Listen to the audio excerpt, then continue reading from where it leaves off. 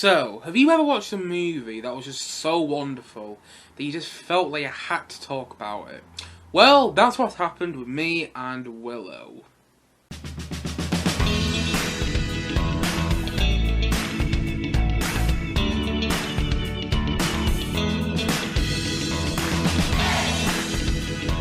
Willow. So, Willow was released in 1988 and is directed by Ron Howard. And basically, the film follows the story of a young farmer who is chosen to undertake a perilous journey in order to protect a special baby from an evil queen. And according to IMDb, that is a plot synopsis for Willow. And honestly, I just found this film to be absolutely wonderful.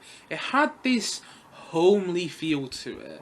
Like, there's just something about it when I watched it for the first time, only for the first time a couple of days ago, and I was like, I don't know, it's like I was watching a comfort movie that I just hadn't seen yet.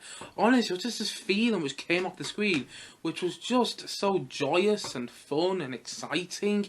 And even though it's not on the same level in terms of fantasy genre as, say, Lord of the Rings or the Hobbit movies, which I adore to pieces, or even Game of Thrones, it's still just so good to watch, in my opinion.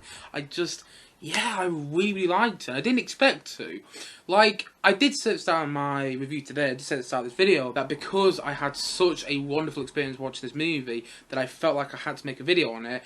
But also, that's not the only reason I'm making a video on Willow. We have the Willow TV show coming out at the end of November in this year, which I'm very excited about now. Like, I wasn't really excited about it at all before I saw this movie a couple of days ago. I mean, I thought the trailers looked good, but I didn't have a clue what was happening with the trailers.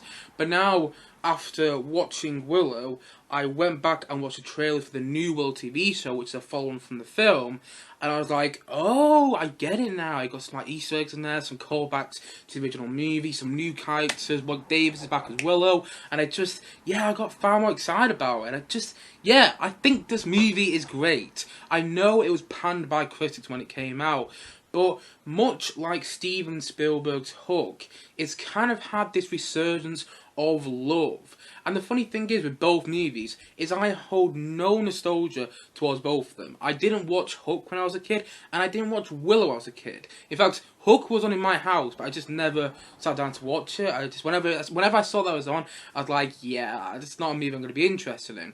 And I remember I reviewed Hook on this channel for the first time a couple of years ago, I think back in 2020 during the pandemic. And I think I gave it a bit of a negative review. I did talk about some perks of the movie, particularly the John Williams score and Robin Williams and Dustin Hoffman performances as, Peter Pan and Captain Hook. They were both great in the movie. But at the same time, though, I kind of gave Hook a negative review when I reviewed it on this channel. But over the years, the more I think about Hook, the more it kind of feels homely to me as well. It feels like a comfort film. Whenever I think of Hook, I go, oh yeah, there's something about the movie which just makes me smile. And that's all the time I feel about Willow. I only watched Willow for the first time a couple of days ago. I'm recording this video on Wednesday right now, and I think I watched it on Monday evening. And I had such a great experience watching it, though. I just sat there, and I went along with it. It's got problems, it gets a bit silly, it's a bit overstretched, it's a bit too long. But at the same time, though, none of those problems with the film really bothered me when I was watching it. I was watching it going, oh, this is just wonderful.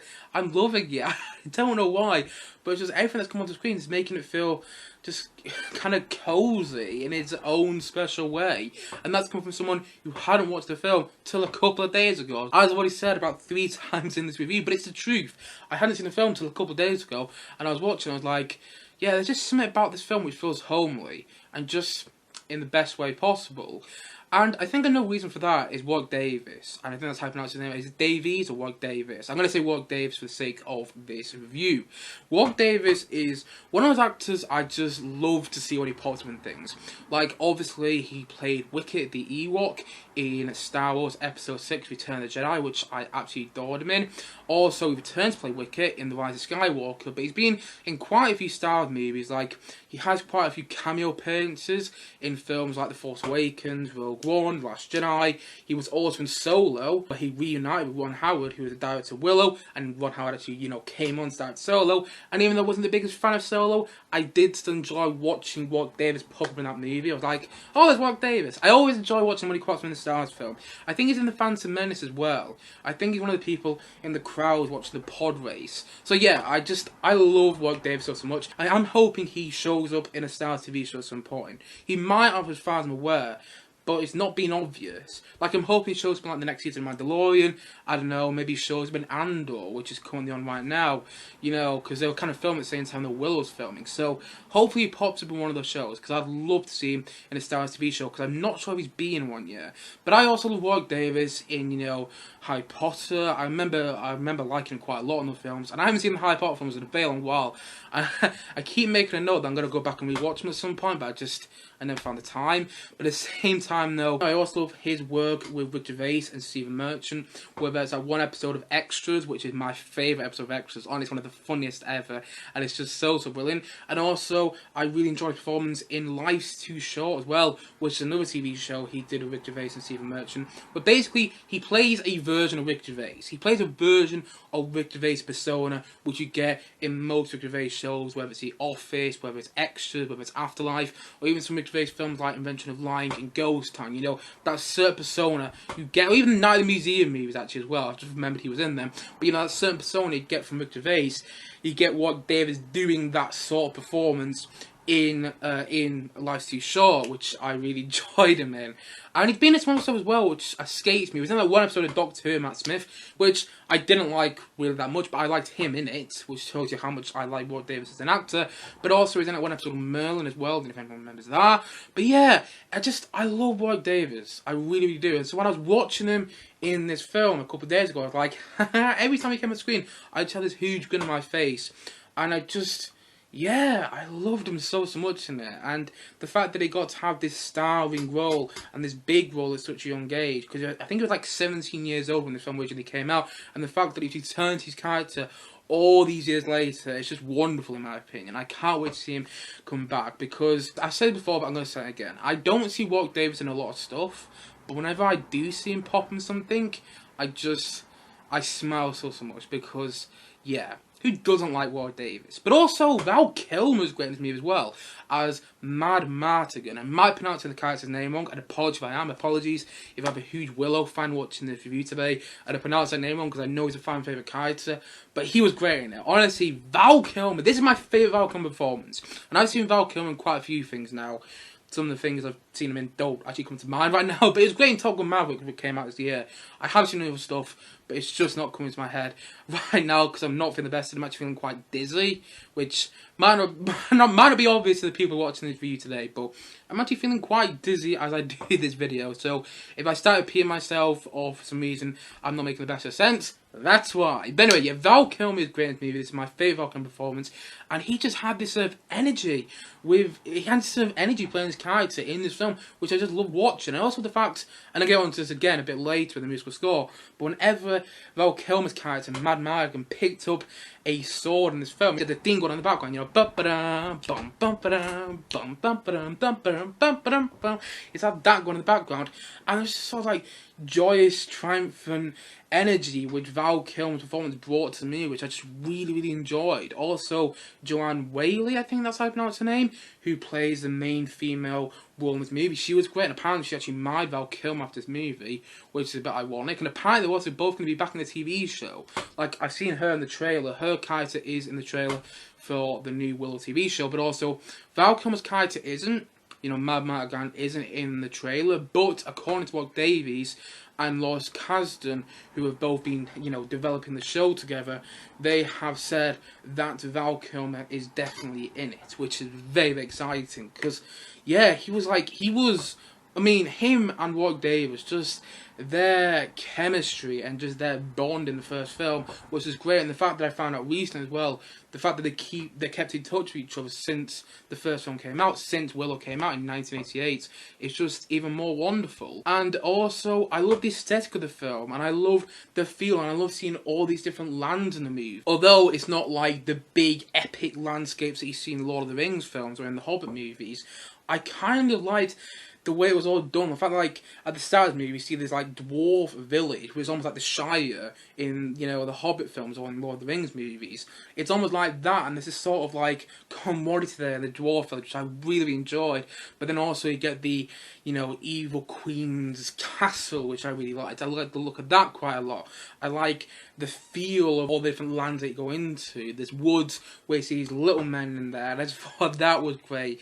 Or where you see the people and anything like that. And I mean, I'm not explaining myself too well. When you watch a movie, you get the point I'm making, like the aesthetic of the film and just the landscapes and the way it immerses you into the movie. It's just fantastic. I'm always impressed when, like, a fantasy film, whether it's Star Wars, Lord of the Rings films, like I've already mentioned a couple of times in the interview already, but I'm going to mention again here, the Lord of the Rings films, the Hobbit movies, the Game of Thrones stuff as well. Whenever it immerses you just like that into the worlds that they create, I'm always impressed by that in a fantasy film or TV show, and Willow did that for me. I was immersed into the world of Willow, and I didn't expect to be, but then I realised that George Lucas was involved in the project, and I didn't really know this before I watched the movie a couple of days ago. I knew that George Lucas was involved in the film, but I didn't know how much. Like, I think I'd heard he was involved as a producer, but then I found out during the credits, from the opening credits of the film, that he wrote the story for the film as well.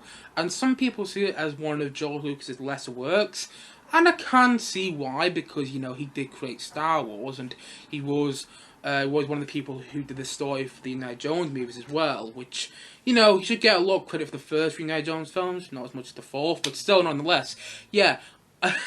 I think, actually, that this is better than some of George Lucas's other works. So, like, I'm not saying it's better than the original Star Wars trilogy or than the original Indiana Jones trilogy, but it's definitely better than Kingdom Crystal Skull, it's definitely better than the Star Wars prequels, and I think it's definitely better than Clone Wars as well.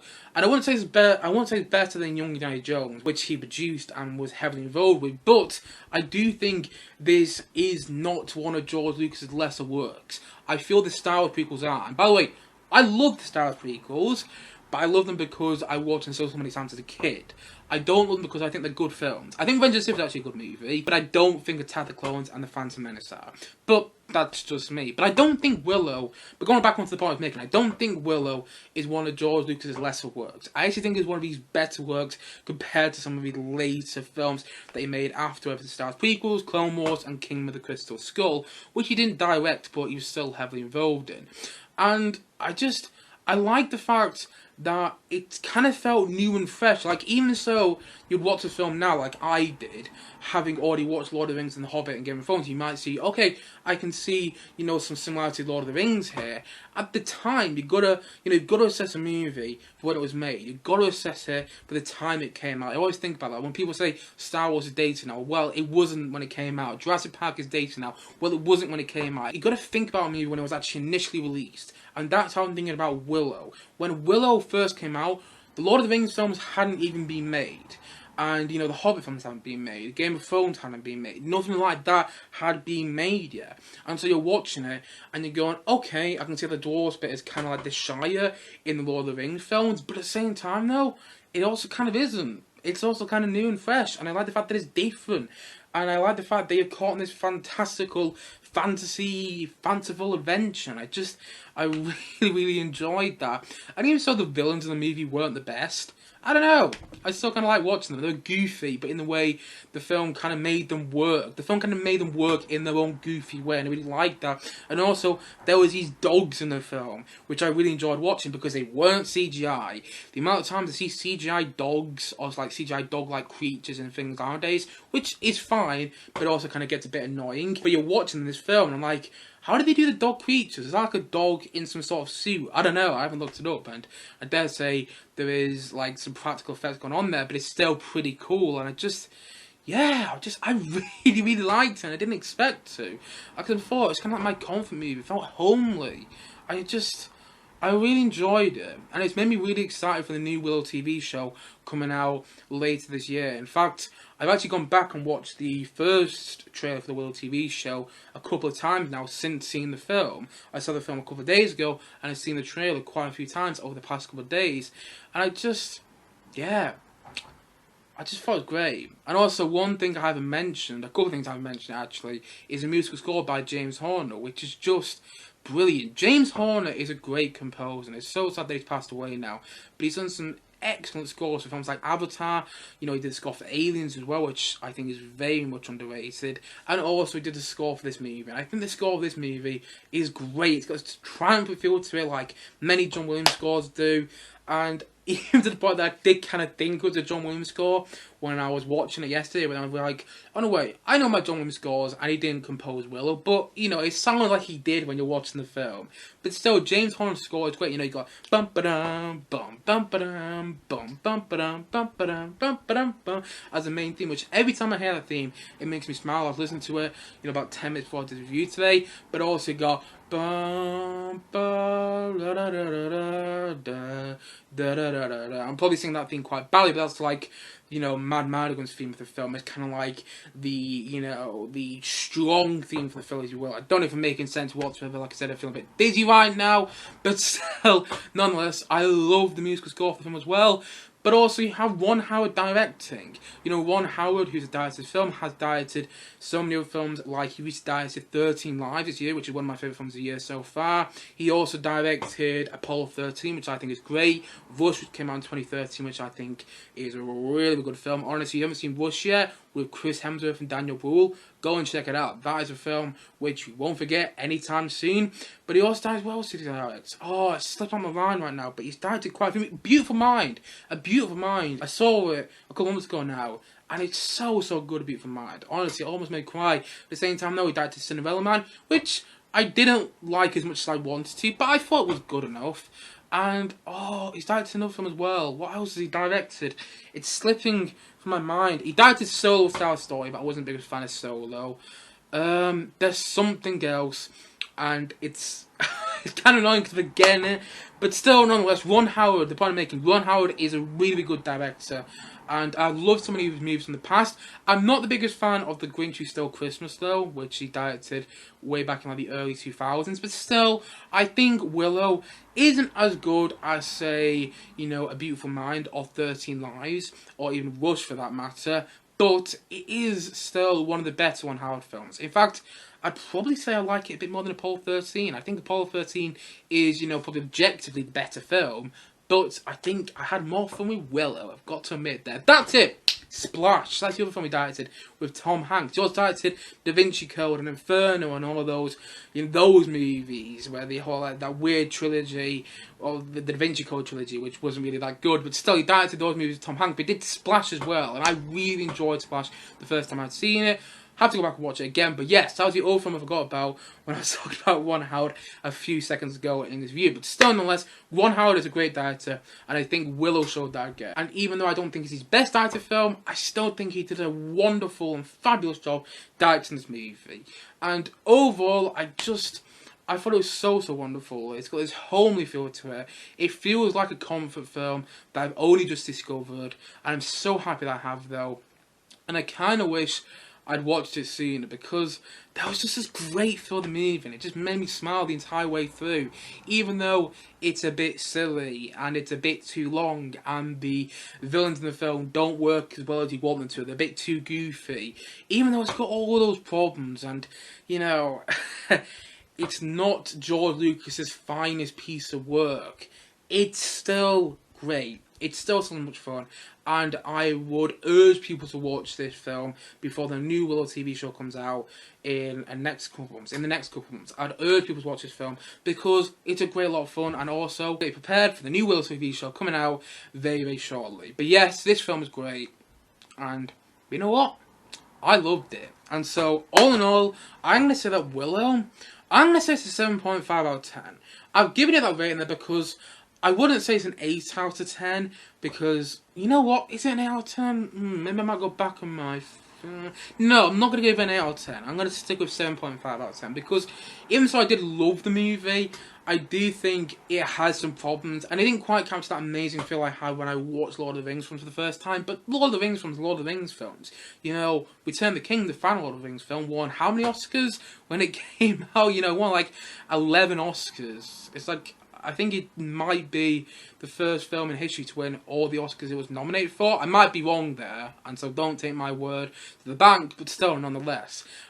Lord of the Rings is Lord of the Rings. The films are just so ingrained into pop culture, they can't get away from them. And I don't think Willow's on the same level as Lord of the Rings, but I do still think it's a lot of fun, which is why I've given it a 10.5 out of 10, because it's still great. And also, I should say, I'd probably lump Willow in with the current Lord of the Rings show, Lord of the Rings Rings of Power. I'm not going to give my full review of Rings of Power in this video, that's not what I'm doing right now, but I will say is I think both Rings of Power and Willow have that triumphant feel to them, that feel like you're just going on this really good and fun fantasy adventure. Like, as much as I'm enjoying House of Dragon right now, as much as I did love the first 7 seasons of Game of Thrones, they did kind of have this like taxing feel to them, but it was quite demanding to watch. You had to have your attention on the show the entire time. If you looked away, you might miss quite an important detail 3 seasons down the line, but you don't get that in Rings of Power, nor do you get that in Willow. It's just one of those films you can stick on and have this really good time with, and you don't have to, you don't have to have your attention on the screen the entire time. When you do, you're just smiling from ear to ear. At least I would. And by the way, I checked the consensus on Rotten Tomatoes about this film the other day, and apparently on the consensus it says something like Willow is slow paced. No, it's not. Willow isn't slow paced. I will say it's a long film, and sometimes it does feel a bit too long. You could probably shave about 20 minutes off this movie, but it's not slow paced. It really isn't. Especially in its second half, it's sped up a lot, and I had a great time with it. And also, back into Rings of Power, I'm not going to say which show is better. I'm not going to say whether Willow is better than Rings of Power or anything like that, but what I will say is both feel very similar, and in a way which is really working for me, and which really worked for me with Willow. Honestly, I had a great time with this film. Like I said before, I would definitely recommend it. It's on Disney Plus right now. Surprise there, because the new Willow TV show is coming out via Disney. It's coming out by Lucasfilm, which is now owned by Disney. So do go and check it out, because it's a great movie. And yeah, it caught me off guard. I didn't expect to like the movie as much as I did. The musical score is great. Ron Howard's direction worked to me. It's not one of George Lucas's best pieces of work, but it's also not his worst piece of work as well. And it's just, it immersed me into the world. It made me smile. The performances are great, and it felt homely, and it felt like a comfort movie I just discovered, but all in the best way possible. Yeah, Willow was a really great time. I had a really great time watching Willow, and you know what?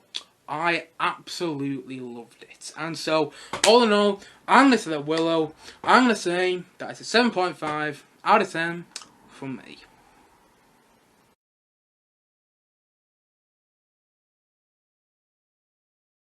Anyway guys, what do you think of Willow? Please you comment down below and let me know your thoughts in the comment section below.